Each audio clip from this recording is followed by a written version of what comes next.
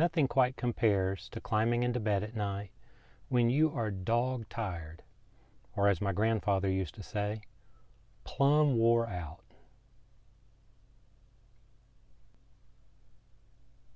Sometimes you just need to find a place to sit down, to rest, to take a breather.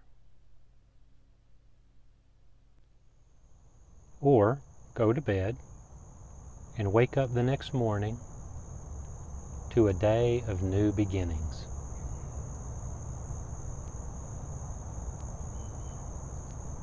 I'm preaching this sermon from one of the benches that sit like little gifts all around the Houston Arboretum. This place, like Memorial Park, is a place of rest in a very busy city. One time when our kids were little, we took them to Disney World along with their great-grandparents. Our grandpa was in his 80s at the time and walked all over the park for days. But every once in a while, he would need to just stop and sit down, just rest for a few minutes. And all over the park were these little benches where you could just sit down for a moment, and they provided one specific purpose. They provided rest. For the people of God, the promise of God's rest has always been a major gift. That line in what is going to be our Psalm 132, is going to stand out. And her faithful people will ever sing for joy. Conversely, one of the worst things the people of God ever heard from God was, "They shall never enter my rest." God told the disobedient Israelites some pretty rough stuff. Hosea's kids, for example, before the exile into Assyria and then Babylon, Hosea's kids were named, and these are pretty blunt translations. Hosea's kids were named, "You are not mine," and "I don't love you." Not good things to hear from God. And right there with that was what God told the people. You will never enter my rest.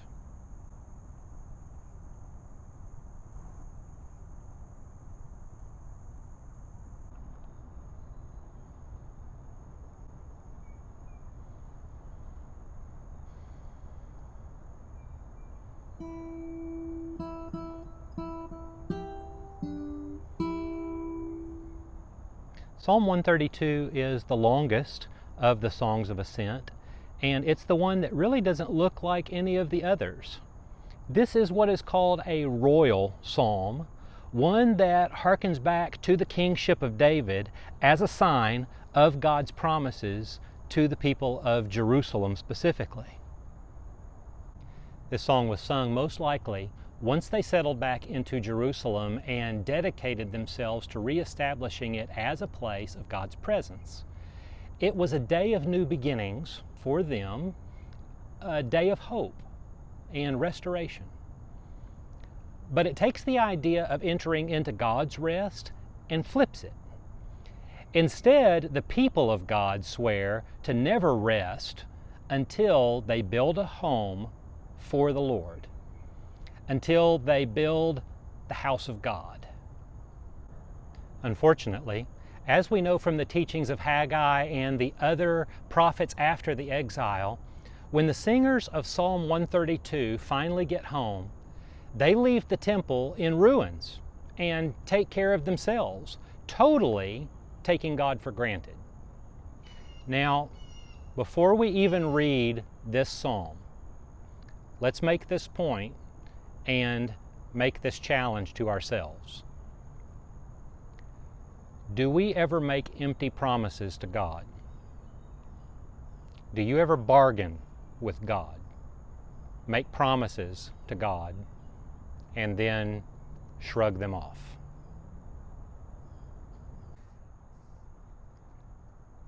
So now for Psalm 132. Lord, remember David and all his self-denial. He swore an oath to the Lord. He made a vow to the Mighty One of Jacob. I will not enter my house or go to my bed. I will allow no sleep to my eyes or slumber to my eyelids till I find a place for the Lord, a dwelling for the Mighty One of Jacob. We heard it in Ephrathah, and came upon it in the fields of Jaar. Let us go to his dwelling place. Let us worship at his footstool, saying, Arise, Lord, and come to your resting place, you and the ark of your might. May your priests be clothed with your righteousness. May your faithful people sing for joy. For the sake of your servant David, do not reject your anointed one. The Lord swore an oath to David, a sure oath he will not revoke. One of your own descendants I will place on your throne. If your sons keep my covenant and the statutes I teach them, then their sons will sit on your throne forever and ever. For the Lord has chosen Zion, he has desired it for his dwelling, saying, This is my resting place forever and ever. Here I will sit enthroned, for I have desired it. I will bless her with abundant provisions. Her poor I will satisfy with food. I will clothe her priests with salvation, and her faithful people will ever sing for joy. Here I will make a horn grow for David, and set up a lamp for my anointed one. I will clothe his enemies with shame, but his head will be adorned with a radiant crown.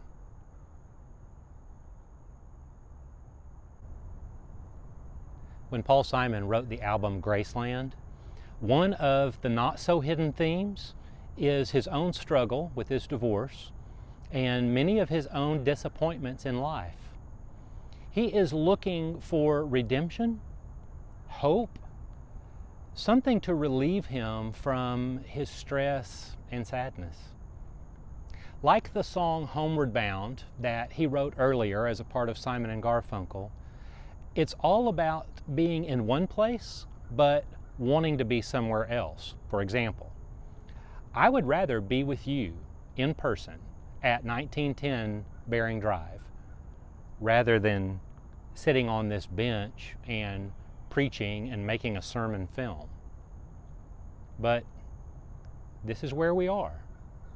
And we are beginning to realize that whether we are at church on a Sunday morning or part of a pandemic that just seems to keep getting worse, we have to be careful about our promises to God. And we need to give ongoing attention to our faith, our walk, this journey. And sometimes we need to just sit and rest with God.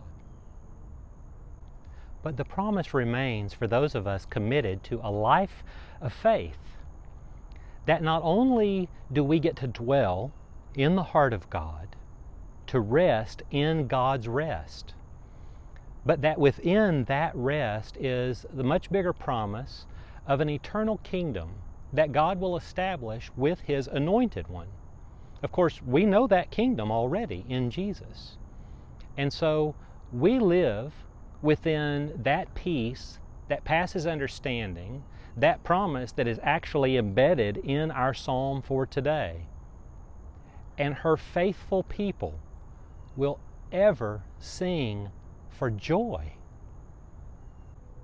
If you've ever been around little kids, you may have had the experience when you saw them so tired that they start crying. Sometimes at Disney World, it wasn't just Grandpa who wanted to sit down, but my own kids. Daddy, we're tired. And I would say, like the magnanimous dad, okay, kids, let's sit down and take a rest.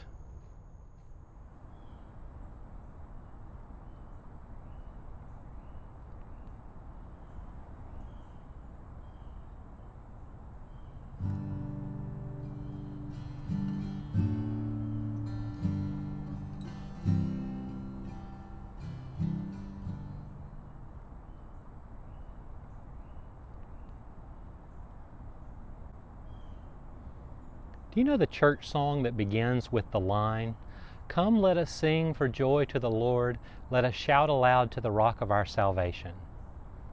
That song is taken, word for word, from Psalm 95. But interestingly enough, whoever decided to write that contemporary church song decided not to include the second half of Psalm 95 with the lines warning the people to not neglect listening to God, to not harden their hearts, as they did in the past, in the wilderness, walking home from exile. And then God finally, so finished with their complaining and unfaithfulness, then God swore, "They shall never enter my rest." The warnings are simple. Listen to God. Let us not harden our hearts, and continue to pray for the redemption and rest that we can only know through God. Because as we remember from our previous songs of ascent, if the Lord builds the house, not only do we not labor in vain, but then we get to rest in the Lord. And that brings us right back to Jesus.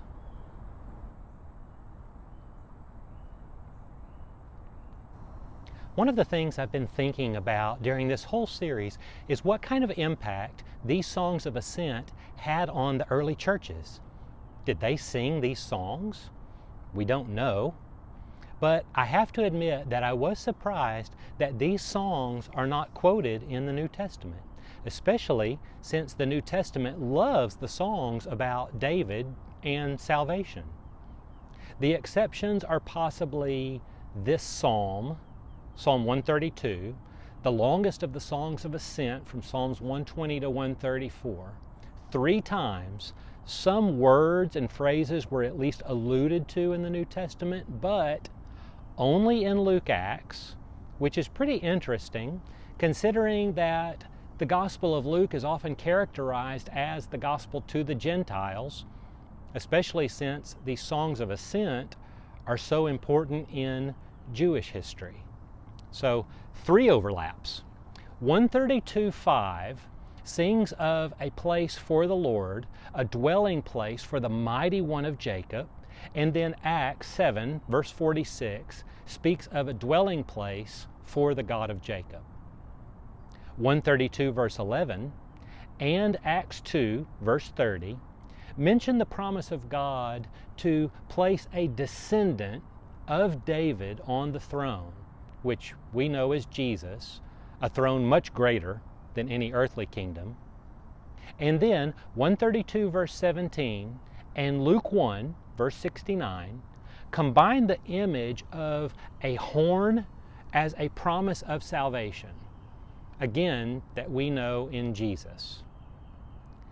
That image is especially important in the Gospel of Luke because during the time of the birth of Jesus, when they sang it, they were occupied, oppressed, like exiles in their own homes. And I'm pretty sure that has something to say to us these days, that while we may be in a strange land of exile, these promises of the salvation of Jesus, of the rest that we have in the Lord, is a true Sabbath rest that is everlasting. This is so much more than the rest that we think of in worldly terms. Even the ultimate expression of rest that we say sometimes about the recently departed, rest in peace. No, this is much more than we can ask or imagine. This is everlasting rest in God. This is true, genuine, rooted in the one true God joy, especially compared with what the New Testament later teaches us in 2 Corinthians 4:17. For our light and momentary troubles are achieving for us an eternal glory that outweighs them all. Psalm 132 is a celebration of days gone by, as well as hope for the future, that we can learn from our past and that God will do in the future more than we can ask or imagine. We focus on the symbol of David in Psalm 132 in anticipation of Christ. And even though we are on the other side of that anticipation, not like the exiles returning home way back when, we still, as exiles in this world, live in anticipation of Christ. And like the people of Psalm 132, we focus on the good of one another as we together, the kingdom people, as we go forward as one community of faith, one body of believers, the good people who live together in the unity of Christ, choosing to see one another as creations of God, choosing to see one another, if we can borrow from some of our own history, by the better angels of our nature. And as we walk with one another, and as we rest in the Lord with one another, we can rest in one of the many promises of Psalm 132, verse 16. I will clothe her priests with salvation, and her faithful people will ever sing for joy. And so we do. We sing for joy. We, the priesthood of all believers, those who know true joy in Christ. And that is the case every time we worship together. Every time we sing one of these songs of ascent together and for today. It just happens to be this song that proclaims a day of new beginnings.